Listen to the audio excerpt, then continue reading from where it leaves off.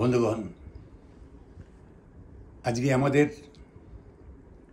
আর কতদিন এইভাবে বাঁচতে হবে? আমরা কি সব কিছু হারিয়ে ফেলেছি? এক ভদ্রলোক, তিনি একটা বক্তৃতা সবাই এসেছেন আর কি, লোকজন বসে আছে। তার আগে একজন বক্তৃতা দিয়েছে, দুজন। এবার ওনার পালা কিছুক্ষণ বাদে তখন ডেকে যে আসুন কথা বলে, যে ডেকেছি তখন একটু খৈনি খাওয়ার ইচ্ছে হয়েছিল। সেটা এখন ন্যাচুরালি এখন তো খৈনি খেতে হবে। বক্তৃতা যে ভীষণ ইচ্ছে করছে, তো করে সেরকম বক্তৃতা দেবে, তো কিন্তু ইচ্ছে করছে খৈনি খেতে। বন্ধুগণ, আজকে আমাদের আর কতদিন এইভাবে বাঁচতে হবে? আমরা কি সব কিছু হারিয়ে ফেলেছি?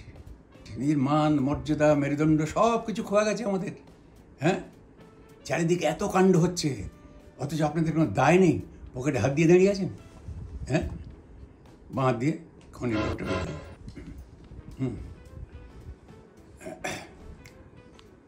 তো আজকে আমাদের দেখতে হবে, আমরা বাঁচবার চেষ্টা করছি, অথচ আশেপাশে দেখুন তারা কি সুন্দর তাদের জীবন তৈরি করে নিয়েছে।